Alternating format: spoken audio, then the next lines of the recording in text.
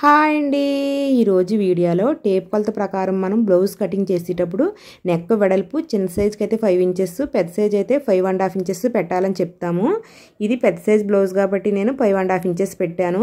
అయితే ఈ విధంగా మనం కొలత ప్రకారం 5 ఇంచెస్ 5.5 ఇంచెస్ పెట్టిన తర్వాత నెక్ వెడల్పు వచ్చేసి పెద్ద సైజ్ అయితే 2.5, చిన్న సైజ్ అయితే 2.5 పెట్టి మిగతాది షోల్డర్ కోసం వదిలేస్తాము. ఈ విధంగా పెట్టేసిన తర్వాత నెక్ డౌన్ వచ్చేసి ఆది బ్లౌజు ఈ విధంగా నెక్ మధ్యకి మడత పెట్టేసి నడుము మధ్య ఎంత వచ్చింది దాన్ని అయితే మార్కింగ్ చేసుకుని దానికంటే 1/4 ఇంచు పైకి మార్కింగ్ చేసుకోవాలి. ఇది నెక్ కుట్టు కోసమని ఈ విధంగా మార్కింగ్ చేసుకున్న తర్వాత మనం కావాలంటే టేప్ కొలత ప్రకారము మార్కింగ్ చేసుకుని బాక్స్ కొట్టుకుని నెక్ మార్కింగ్ చేసుకోవచ్చు. లేదా ఇలాగా ఆది బ్లౌజ్ చేసుకుని కూడా నెక్ రౌండ్ని మార్కింగ్ చేసుకోవచ్చు. ఇలాగైనా సరే మనకి నెక్ వెడల్పు 2.5 వచ్చింది.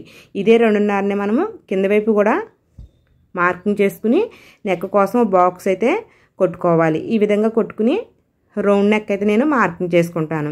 అయితే ఇప్పుడు నేను చెప్పేది ఏంటంటే మనం ఈ విధంగా నెక్ షోల్డర్ 5 ఇంచెస్ 5.5 ఇంచెస్ అని ఒక కొలత పెట్టేసుకుని ఆది బ్లౌజ్ ప్రకారము నెక్ను కూడా నెక్ డౌను నెక్ వెడల్పు ఈ విధంగా మార్కింగ్ చేసుకుంటున్నాం కదా, ఇది కరెక్ట్గా ఉందా లేదా, ఇది ఆది బ్లౌజ్ ప్రకారం వస్తుందా లేదా అని ఎప్పుడు తెలుస్తుంది మనకి? కుట్టేటప్పుడు తెలుస్తుంది.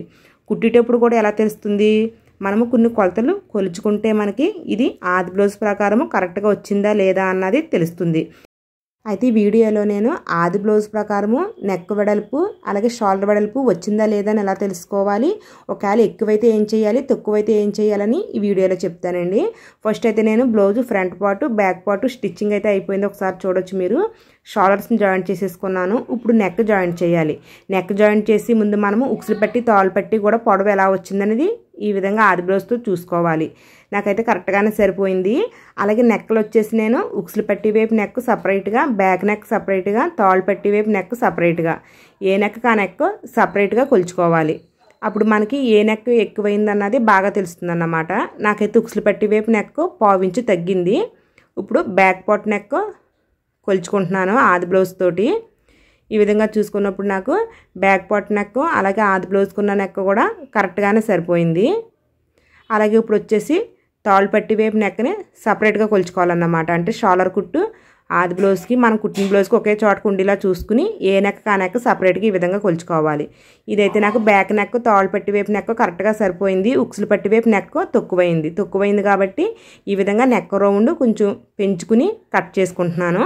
అలాగే ఇది లైనింగ్ బ్లౌజ్ కాబట్టి పీస్ వచ్చేసి క్లాత్ కాబట్టి పైనుంచి కూడా పీస్ వచ్చేసిన క్లాత్ని నెక్ రౌండ్ని కొద్దిగా కట్ చేసుకున్నాను. దీనివల్ల మనకి నీట్గా ఉంటుంది. అంటే నెక్ రౌండ్ తగ్గితే ఈ విధంగా పెంచుకోవచ్చు అని చెప్తున్నానండి. తర్వాత మనకు ఉక్సులు పట్టిని మనం ఆది బ్లౌజ్ ప్రకారం కట్ చేసుకున్నాం కాబట్టి తాళ్ళు పట్టిని దాన్ని కూడా హెచ్చుతగ్గులు ఉన్నాయి లేదా అని చూసుకోవాలి. నాకైతే 1/4 ఇంచు ఎక్స్ట్రా వచ్చింది తాళ్ళు పట్టి కాబట్టి కట్ చేస్తున్నాను. ఇక్కడ నెక్ అయితే తాళ్ళు పట్టినాక కరెక్ట్గానే సరిపోయిందండి. కానీ పీస్ వచ్చేసిన క్లాత్ని నేను చివరి వైపున లైట్గా కట్ చేశాను. మీకు ఒకవేళ తాళ్ళు పట్టి వైపు కూడా నెక్ రౌండ్ తగ్గితే ఈ విధంగా రౌండ్ పెంచుకుని కట్ చేసుకుంటే మీకు నెక్ వెడల్పు పెరుగుతుంది. బాగా తక్కువైతే కొంత లోతు ఎక్కువ తీసుకోవచ్చు, అంటే కొద్దిగా చిన్నగా తక్కువ అయితే కొద్దిగా లోతు తక్కువగా మార్కింగ్ చేసుకుని కట్ చేసుకోవచ్చు. అలాగే బ్యాక్ పార్ట్ నెక్ కూడా ఈ విధంగా నెక్ మధ్యకి మడత పెట్టేసి ఈ విధంగా మనకి డౌన్ పెంచుకోవచ్చు, వెడల్పు పెంచుకోవచ్చు. కానీ డౌన్ పెంచుకునే ముందు మనము ఈ నడుం బద్దని చూసుకోవాలి. మనము కట్ చేసేటప్పుడు ఆది బ్లౌజ్ ప్రకారమే మార్కింగ్ చేసుకుంటాం కాబట్టి మరి చిన్నదైపోద్ది. కింద మనకి నడుం పట్టి వదిలేసి అయితే కొలుచుకోవాలి. నడుం పట్టిని మడత పెట్టేస్తాం కాబట్టి నాకైతే కరెక్ట్గానే ఉంది, ఎక్కువైతే అవ్వలేదు. కాబట్టి డౌన్ పెంచకూడదు, వెడల్పు మాత్రమే పెంచుకోవాలన్నమాట. ఇది స్క్వేర్ నెక్ కాబట్టి ఈ విధంగా వెడల్పు పెంచుకోవాలి. అదే రౌండ్ నెక్ అయితే ఇలా రౌండ్గా లోతు పెంచుకోవాలి. అప్పుడు నెక్ వెడల్పు పెరుగుద్ది అన్నమాట. అంటే మీకు ఆది బ్లౌజ్ కంటే నెక్ రౌండ్ తగ్గితే ఏం చేయాలో చెప్పాను.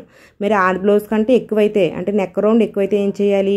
ఈ విధంగా షోల్డర్ దగ్గర మనం ఆల్రెడీ షోల్డర్ కుట్టు వేసేసాం కదా, షోల్డర్ దగ్గర 1/2 ఇంచుకి లాక్కోవాలి. అది కూడా నెక్ వైపు చూడండి, నేను నెక్ వైపు నుంచి క్రాస్గా తీస్తున్నాను. 1/2 ఇంచు తగ్గించుకుంటే ఇక్కడ 1/2 ఇంచుకి క్రాస్గా లాగితే 1 ఇంచు తగ్గుతుంది. అంటే మనం 2 మడతల మీద 1/2 ఇంచు కుట్టేస్తే 1 ఇంచు నెక్ వెడల్పు తగ్గుతుంది అన్నమాట.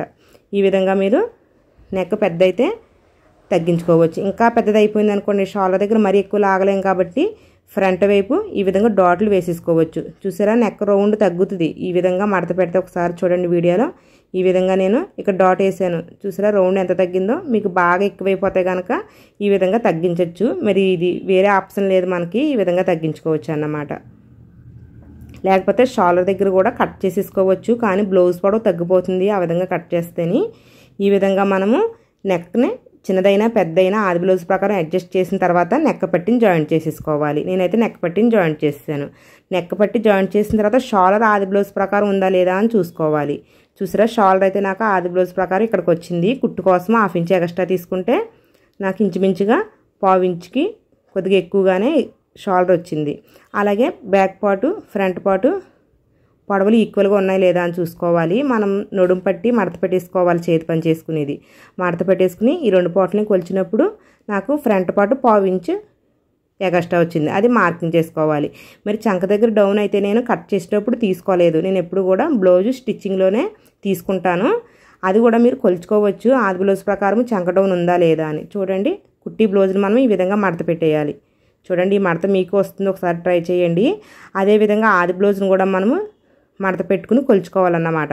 కింద సేఫ్ బెల్ట్ నుంచి ఈ విధంగా డాట్తో కొలుచుకుంటే మనకి ఆది బ్లౌజ్ కంటే చూసారా ఇది 1/2 ఇంచ్ ఎక్కువైంది. ఎందుకంటే నేను కట్ చేసేటప్పుడు చంక డౌన్ తీయలేదు కాబట్టి.